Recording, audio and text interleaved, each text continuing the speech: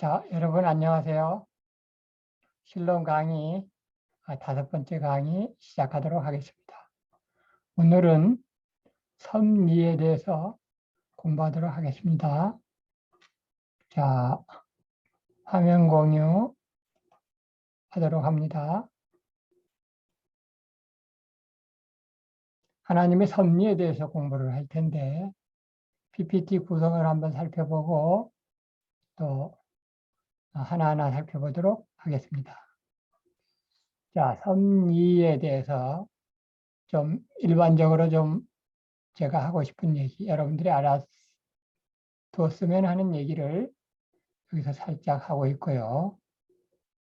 그 다음에 웨스트민스터 신앙고백 안에서 제 교재 안에서 그 명제적 진리에 해당하는 부분들을 보충 설명하는 순서로 진행을 하도록 하겠습니다. 그 명제적 진리는 5장 1절에 해당하는 그 명제적 진리 내용을 설명을 드리겠고요. 그 다음에 5장 4절에 있는 내용으로 건너뛸 텐데, 물론 여러분들이 5장 2절, 5장 3절도 집에서 보시는 걸 전제로 해서 5장 4절 부분을 집중해서 설명을 드리도록 하겠습니다. 그 제목은 섭리와 죄와의 관계에 대한 것입니다.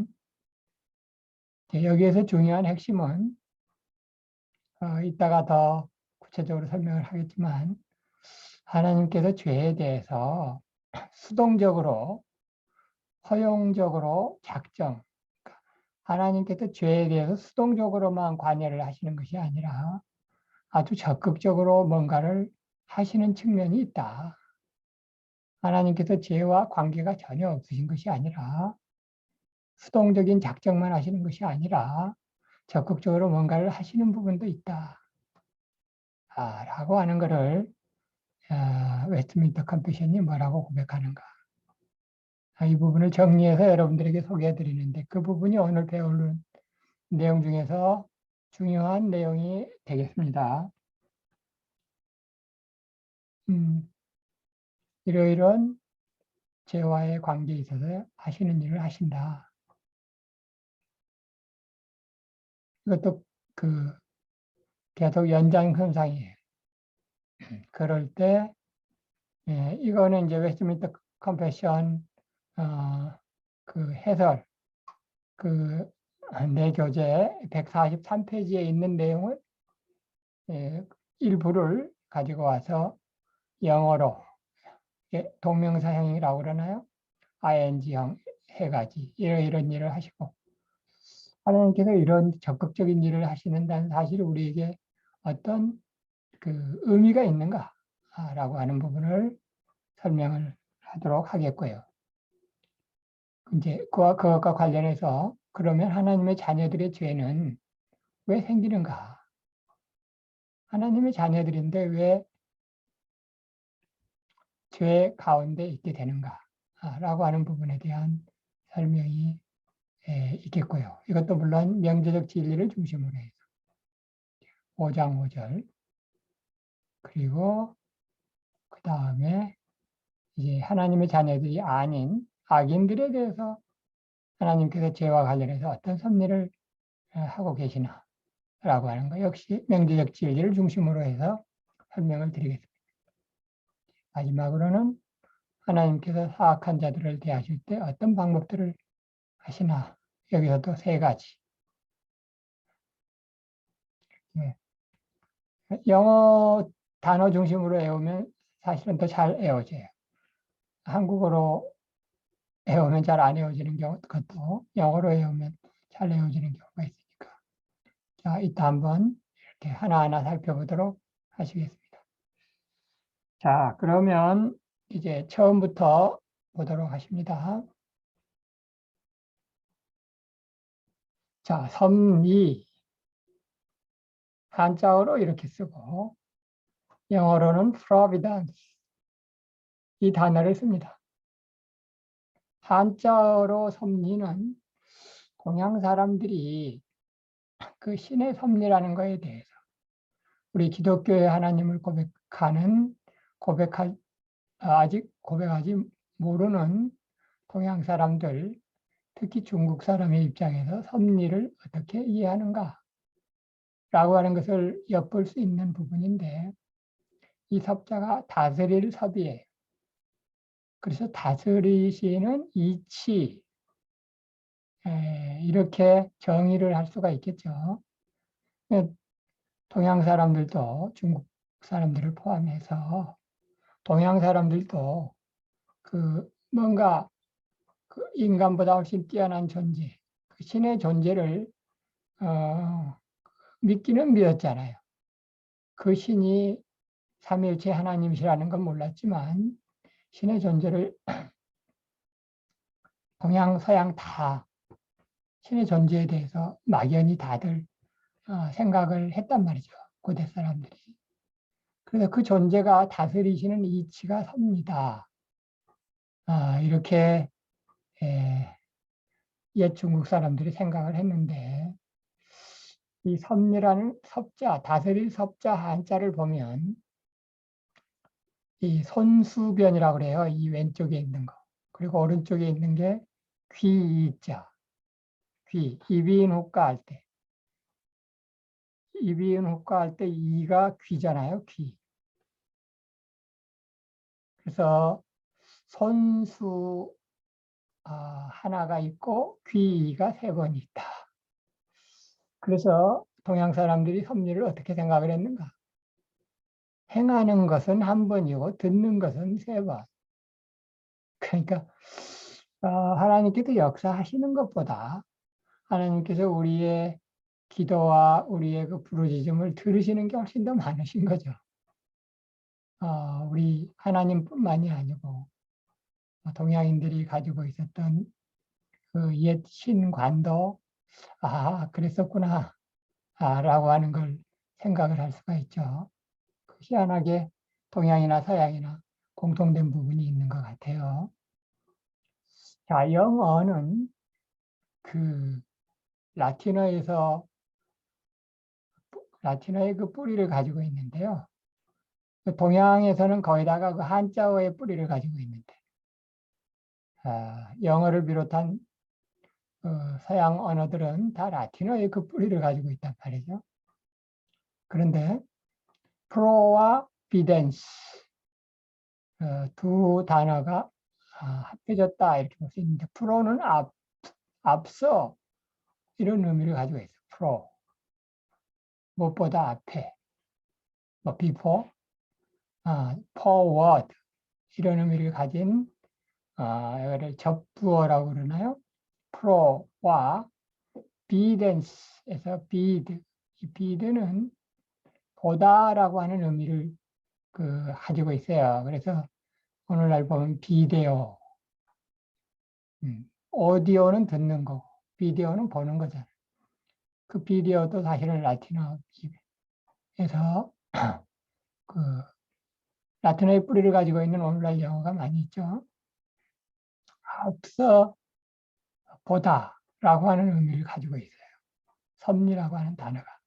하나님의 섭리는 앞서 보시는 의미가 있고, 그 다음에 행하시는 것보다 많이 들으시는 그 의미가 있다. 라고 하는 것을 동양과 서양에서 공통적으로 우리가 알 수가 있습니다. 자, 일반적으로 생각할 때 섭리는 동서양 공이 하나님께서 이 세상으로 개입하시는 것을 의미해요. God's intervention in the world. 이 세상으로 하나님께서 intervention, 개입. 개입이라는 단어가 무난한 단어죠. 만약에 이거를 간섭이라고 표현을 하면 좀 부정적인 뉘앙스가 들어가잖아요.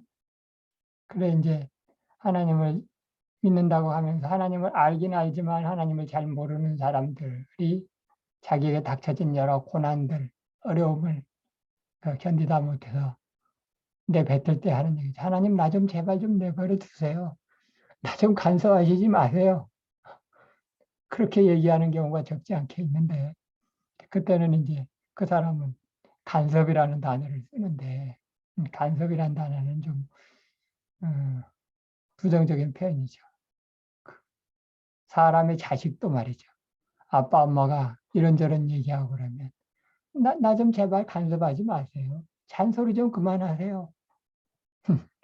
그렇게 얘기하는데 사실은 그게 간섭이 아니라 사실은 가만 놔두면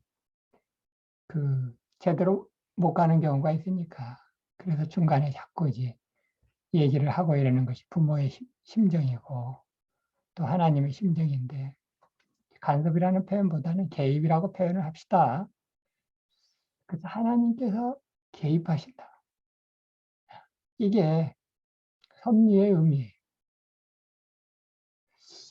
성경에서 하나님의 개입, 그러니까 섭리에 대해서 뭐 여러 군데 나와 있지만 제가 생각하기에 가장 적나라하게 또는 가장 저에게 공감이 되는 그 성경 구절이 하나 있는데 그것은 욥기예요. 욥기서에서 욥이 하나님께 대하여 뭐라고 고백하느냐면 이런 표현이 있어요. 하나님, 내가 침 삼킬 동안도 나를 놓지 아니하시기를 어느 때까지 하시려나이까? 라고 하는 고백이 욥기서에 있어요. 그 부분을 잘 보면 내가 침 삼킬 동안도 나를 놓지 아니하시고 계속해서 나의 삶에 개입하시고 좀 삐딱한 단어로 표현하면 나한테 제발 간섭 좀 하지 마세요. 이렇게 얘기하고 싶은 그런 그 표현을 욥은 의인이었으니까 그렇게 못돼 먹은 표현으로 쓰지 않고 침 삼킬 동안도 나를 놓지 아니하시기를 어느 때까지 하시리까 라고 하면서 하나님께 하소연하는 그런 부분이 있는데 하나님께서 이렇게 놓지 아니하시고 침 삼킬 동안도 놓지 아니하시고 계속해서 우리의 삶을 보고 계실 뿐만이 아니라 때로는 개입하셔서 우리로 하여금 잘못된 길로 가지 않도록 이렇게 막으시고 인도하시는 그 하나님의 기쁘신 뜻, 이것을 섭리라고 말합니다. 참고로 여기 별표에 보면 예정을 부인하는 사람들 중에도 섭리는 인정하는 사람들이 많이 있다. 그래서 예수 그리스도를 고백하는 사람들 중에 예정이라는 단어는 굳이 사용을 안 하려고 하는 사람들이 많이 있어요. 예를 들면 키에르케고도 좀 그런 부류에 속하는 사람들 중에 하나인데 성경에 분명히 예정이라는 단어가 있음에도 불구하고 예정이라는 단어를 사용하는 것에 대해서는 아주 소극적이거나 부정적인 사람들도 섭리라는 단어는 아주 귀하게 사용하면서 하나님의 섭리가 나의 전생애를 함께 하셨습니다라고 고백하면서 하나님께 감사하면서 죽은 사람들도 적지 않게 있어요. 키에르케고가 바로 그 경우라고 말할 수 있는데요. 키에르케고는 칼빈주의 학자는 아니에요. 그렇지만 하나님의 섭리를 인정했다. 그리고 감사했다. 적어도 오늘날의 그 자유주의 신학자들보다는 훨씬 바람직한 신앙관을 가지고 있었던 사람이다. 제가 가끔 얘기하는 얘기잖아요. 섭리도 그렇고 애정도 그렇고 사실은 밀접한 관계가 있죠. 그래서 섭리와 애정은 구분되지만 분리가 될 수가 없다. 특히 지나간 삶을 되돌아볼 때. 그래서 젊은 사람들이 하나님의 섭리가 어떻고 하나님의 예정 어떻고 20대나 30대에서 얘기하면 별로 공감이 안 가요. 20대나 30대 때는 열심히 해야 돼요. 최선을 다해서. 그게 사실은 하나님의 뜻이에요. 그렇다고 해서 40대, 50대, 60대, 70대 가서는 최선을 다하지 않아도 된다. 그런 의미는 아니지만 적어도 지난 날을 돌이켜보고 하나님께서 나의 일평생 동안 같이 했다라고 한 이런 표현은 적어도 50대, 60대, 70대 정도 돼야지 그 얘기가 좀 설득력이 있고 공감이 가는 거죠. 그렇지 않습니까? 자, 웨스트민스터 컨페션 신앙 고백 해설 그 제 교재로 돌아옵니다. 제 1절에 보니까 명제적 진리 1, 2, 3, 4를 제가 다 썼네요. 자, 명제적 진리. 웨스트민스터 컨페션 5장 1절의 내용을 쪼갠 것이 작은 문장으로 설교하기 좋도록, 그리고 우리 평신도들이 적용하기 좋도록 작은 문장으로 쪼갠 게 명제적 진리. 이런 제목으로 여러분들에게 설명을 드리고 있습니다. 교재에는 요지라는 그런 단어로 나와 있어요. 자, 하나님께서는 만물을 붙드시고 지도하시며 통치하신다. 그래서 만물이라고 하면 모든 것이 모든 것. 하나님께서는 이 만물 안에는 모든 것 안에는 인간뿐만이 아니고 천사도 사실은 포함이 되고 그 이성적인 피조물이 아닌 동물, 식물, 해와 달, 우주, 은하계까지도 다 사실은 포함이 되는 거죠. 그 만물을 붙드신다. 붙드시는 게 바로 이게 섭리예요. 하나님께서 만물을 붙드시는 게 섭리예요. 그리고 붙드실 뿐만이 아니라 지도하시고, direct, 그리고 통치하신다. govern. 이렇게 말할 수 있습니다. 이게 바로 섭리인데, 하나님께서 붙드시는 그 붙드시다라고 할 때, 웨스트민스터 컨펜션에서는요, 어떤 단어를 쓰고 있냐면, 그냥 홀드가 아니고, uphold라고 하는 단어를 쓰고 있어요. uphold래요. 이제 번역은 붙드시고, 이렇게 뭐 홀드나 똑같이 번역을 했지만, 그 영어가 가지고 있는 뉘앙스를 잘 생각해 보세요. 왜 uphold를 사용했나? 하나님께서는 위에 계신 하나님이시죠. 위에 계시는 하나님께서 자신보다 아래에 있는 이 땅의 만물들을 붙드시는데 이렇게 밑으로 처지지 않도록 말이죠.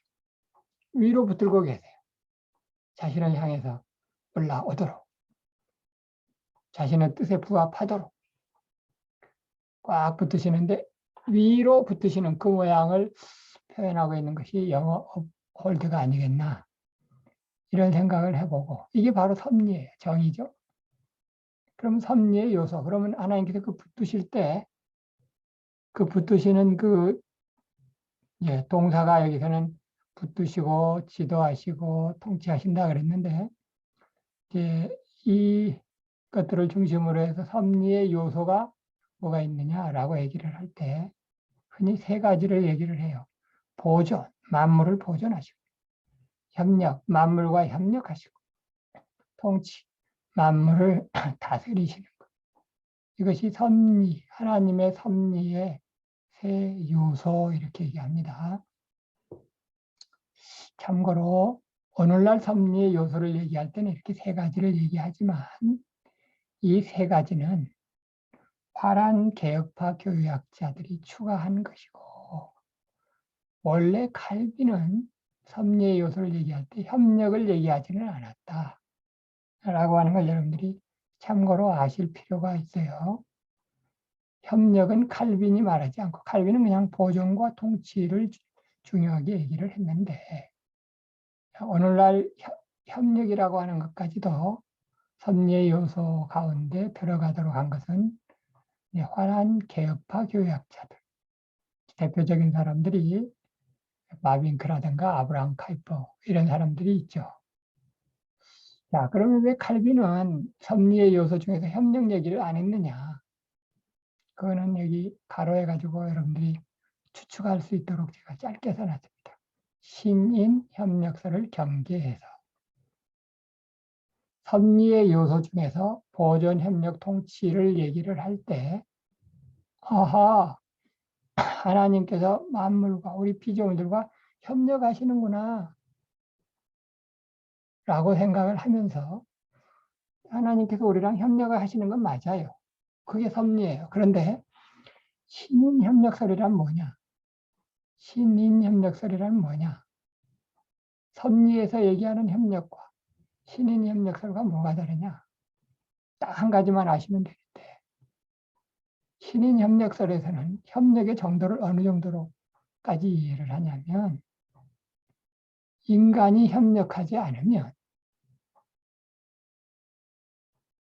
아무리 하나님께서 택하시고 강권적으로 은혜를 주시려고 하셔도 인간이 거부하면 거부가 된다.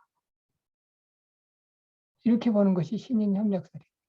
다시 한번 얘기하면 하나님께서는 인간을 통해서 사역하시고 인간과 협력하기를 원하시는데 그러나 우리 개혁주의의 입장에서는 신인협력설이 아닌 참다운 협력의 의미는 뭐냐면 그러나 인간들이 협력하지 않는다고 하더라도 인간들이 그 성령의 강권적인 은혜를 거부하려고 하더라도 할 수가 없이 결국 구원의 은혜는 결국 받아들이고 동참할 수밖에 없다. 결국 하나님의 뜻대로 된다. 라고 하는 것이 칼빈주의에서 가지고 있는 생각이에요. 그런데 이 신인협력설이라고 하는 것은 알미니안이나 또 어느 정도 루터교에서 가지고 있는 신인협력설은 인간이 거부하면 하나님께서 어찌하실 수 없다. 그런 의미에서 협력이에요. 그러니까 우리가 그걸 받아들일 수 없잖아요. 그리고 칼빈은 그렇게 오해되도록 하는 것을 경계해서 섭리의 요소 중에서 협력을 얘기하지 않은 것입니다. 아시겠죠? 여러분들이 잘 아시는 칼빈지 5대 교리 중에서 예를 들어서 불가항력적인 은혜라고 하는 거 있잖아요. 그게 칼빈지 5대 교리 중에 몇 번째일까요? 불가항력적 irresistible grace, resist, 한거할 수 있는 거기에 부정적도 ir이 붙은 거 irresistible, 불가항력적인 은혜, grace. 그게 칼빈지 5대 교리 중에서 몇 번째 있어요? 튤립 써보면 돼요. TULIP. 그 I, 네 번째 I로 시작하는 게 irresistible, 불가항력적인 은혜. 그 불가항력적인 은혜에서 우리 칼빈주의에서는 성령이 주고자 하신 은혜, 다른 은혜 말고 특별히 그 구원의 은혜에 있어서 성령이 주고자 하실 때 인간은 그것을 거부할 수 없다. 인간이 거부하지 않도록 하나님께서 결국 인격적으로 감동 감화시키셔서 결국은 거부하지 못하도록 만드시는 거예요. 그 불가항력적인 은혜를 그렇게 이해하시면 안 돼요. 하나님께서 인간은 거부하려고 하는데 나 싫어요, 나 천국 안 갈래요 하는데 그 인간을 질질질질질질 잡아 끌어가지고 지옥 갈 사람을 질질질질 잡아서 천국에다 잡아 쳐넣는 그렇게 이해하시면 안 되고 하나님께서는 인격적이신 하나님이시기 때문에 아직 받아들일 그런 마음 준비가 안 돼 있는 사람을 그 인격적으로 역사하셔서 그 마음이 살코기 같이 연해져서 살코기보다 더 연한 거는 사실은 그 기름기 있는 부분인데 살코기는 사실은 좀 하여튼 살코기든 하여튼 기름 있는 부분이든 연하게 해서 그 마음이 말랑말랑해져서 결국 하나님 성령의 은혜를 갈구하게 하시고 결국 인격적으로 역사하셔서 은혜를 주시는 겁니다. 그렇게 해서 인간은 구원의 은혜에 있어서는 그 은혜를 거부할 수가 없어요. 그런데 그 협력이라는 단어를 오해하지 않도록 그렇게 얘기하신 것입니다. 하나님께서 붙드시는 대상들에는 가장 큰 것들로부터 가장 작은 것들에 이르기까지 자, 여기부터 보십시다. 섭리의 대상. 가장 큰 것들로부터 가장 작은 것들까지 섭리의 대상이 됩니다. 이 얘기는 무슨 얘기냐? 가장 큰 거 그러면 하나님께서 일국의 흥망성쇠와 2차 세계대전과 어떤 나라의 그 바벨론이라고 하는 나라가 멸망하는 또는 로마라고 하는 나라가 멸망하는 그런 일들을 뭐 큰 일로 볼 수가 있겠죠. 인류 역사니까. 민족 국가의 흥망성쇠. 이게 큰 일이라고 본다면 작은 일들도 다 섭리의 대상이에요. 그 작은 일들도 섭리의 대상이니까 우리는 그 작은 일들 가지고도 기도를 할 수가 있는 거죠. 기도를 해야 되는 거죠. 뭐 민족 구원, 뭐 북한 구원, 뭐 이런 것들도 기도의 대상이긴 하지만 우리 신변의 작은 것들까지도 다 하나님께 아뢰고 또 하나님의 도움을 구해야 될 것들 중에 포함이 되는 것입니다. 그 작은 것들, 뭐 예를 든다면 뭐가 있을까요? 성경에 의하면 하나님께서는 우리 머리의 숫자까지도 다 헤아리신다고 그래요. 우리 자신은 내가 가지고 있는 머리카락의 숫자가 몇 개인지 몰라요. 하루에도 몇 개씩 빠지고 몇 개씩 새로 만들어지잖아요. 그러나 하나님께서는 이것도 다 알고 어디 머리카락뿐입니까? 아주 작은 일들이 하나가 삐까닥 해가지고 큰 일들에서 어긋나는 경우가 얼마나 많이 있습니까? 그래서 나에게는 작은 일로 생각될지 모르더라도 하나님께는 모든 것, 내 몸과 내 신병과 관련된 아주 작은 일들까지도 하나님과 상의하면서 하나님의 도움을 구하실 필요가 있는 것이 그 기도의 하나의 방법이죠. 그리고 섭리는 바로 그런 부분에서 우리 기도와 연계되어 있다. 이렇게 얘기할 수가 있겠습니다. 자, 3번, 4번은 넘어가도록 하겠습니다. 자, 섭리와 재와의 관계인데요. 섭리와 재와의 관계 해가지고 영어로 dispensation, 동사형, 영어 동사 dispense의 명사형인 dispensation을 썼어요. 여기 보면 밑에 있죠. 이거는 처리, dispense, 처리하다 이런 뜻을 가지고 있는데 하나님께서 죄들을 어떻게 처리하시나. 그러니까 섭리라는 하나님의 섭리관 또는 예정관도 마찬가지인데요. 그것을 묵상하다 보면 그러면 죄와 그 하나님께서 하시는 섭리와 어떤 관계가 있나? 라고 하는 게 아주 궁금해져요. 적어도 우리가 아는 것은 하나님은 죄의 조성자가 아니시다. 그렇죠? 하나님은 죄의 조성자가 아니시다. 여기 6번부터 볼까요?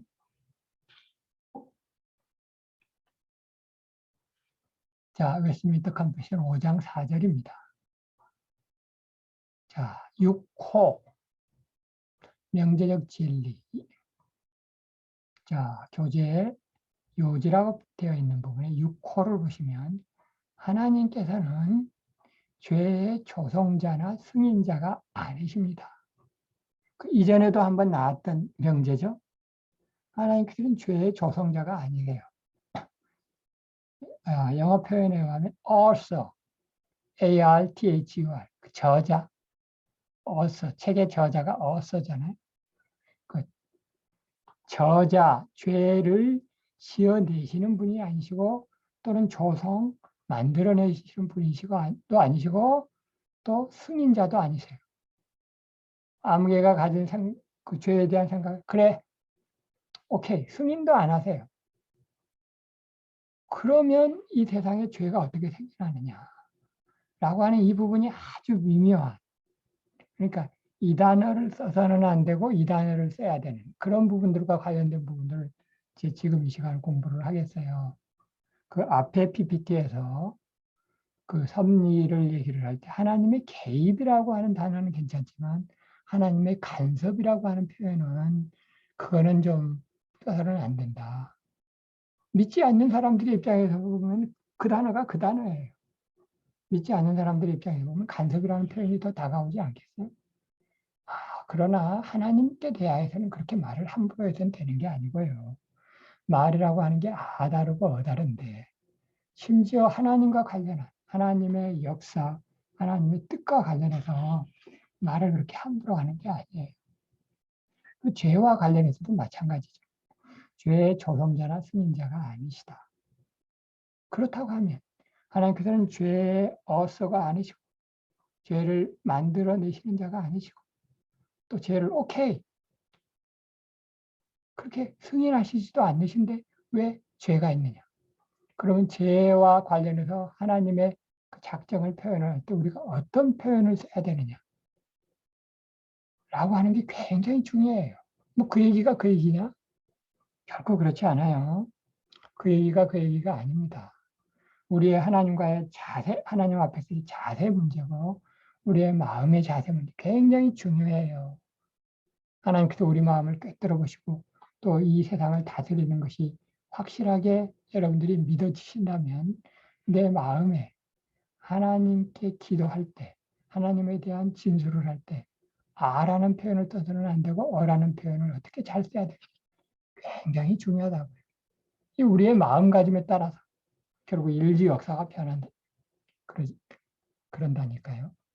자, 일단은, 지금 이 PPT에서 여기서 잠깐 멈추고, 7분간 쉬었다가, 다음 PPT를, 이 PPT를 계속 설명하도록 하겠습니다.